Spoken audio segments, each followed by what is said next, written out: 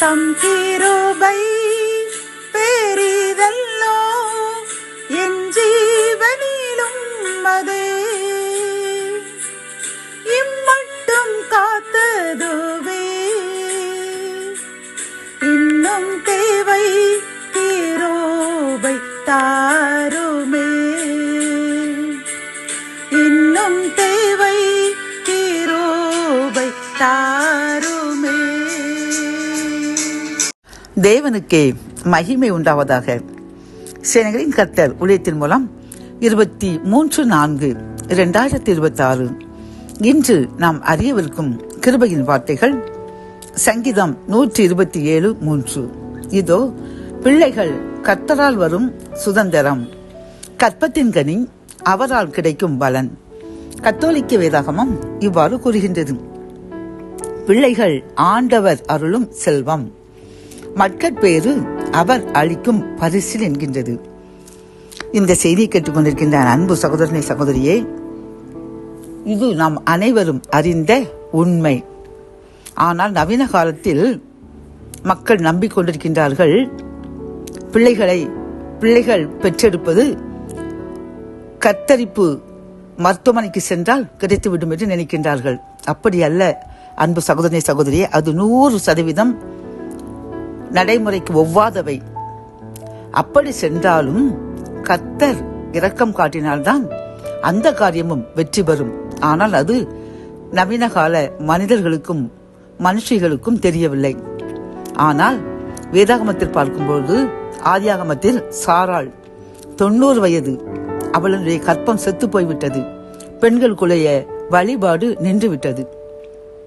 ஆனாலும் கர்த்தர் அதிசயமாக அவர் வாக்களித்தபடி ஈசாக்கு என்ற ஒரு அழகான ஆண்மகவை கொடுத்து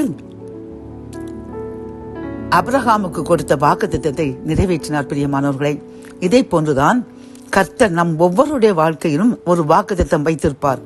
இத்தனை பிள்ளைகள் நமக்கு இருக்கும், இத்தனை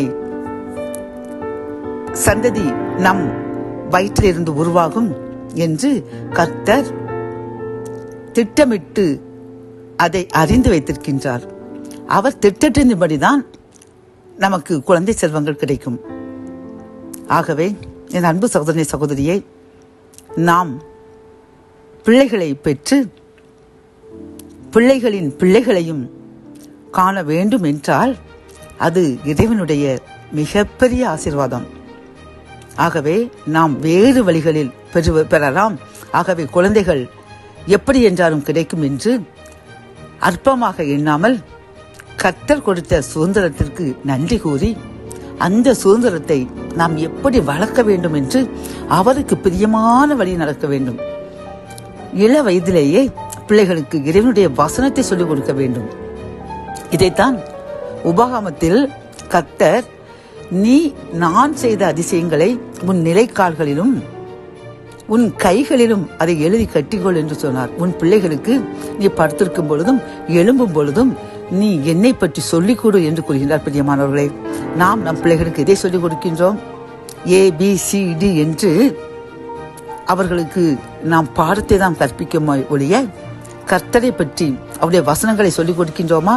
யோசித்து பாருங்கள். இல்லையில் இன்றிலிருந்து கற்பத்தின் கனி கர்த்தரால் வரும் சுதந்திரம், அந்த கனி கர்த்தருக்கே உரியது.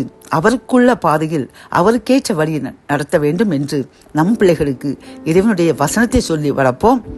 அப்பொழுது நாம் பிள்ளைகளையும் பிள்ளைகளின் பிள்ளைகளையும் கண்டு இறைவனுக்கு மகிமையாய் வாழ்ந்து அந்த சந்ததிகளையும் கர்த்தருக்குள் வளர்க்கும்படி கர்த்தர் நம்மையும் நம் சந்ததிகளையும் ஆசீர்வதிப்பார்.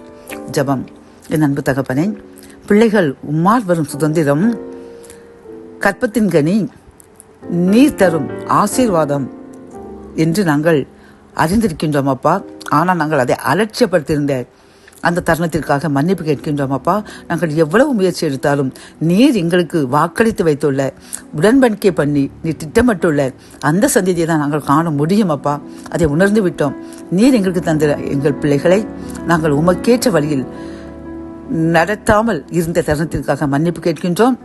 இன்றிலிருந்து எங்கள் பிள்ளைகளையும் பிள்ளைகளின் பிள்ளைகளையும் உமக்கு உகந்த வழியில் நடத்தி வசனத்தை சொல்லிக் கொடுத்து உமக்கேற்ற பசுத்த சந்ததியாக வாழ எங்களுக்கு கிருபை தாங்க, வழி நடத்துங்க. மீட்பர் இயேசுவின் முன் ஜெபம் கேளும் நல்ல தகப்பனே, ஆமேன்.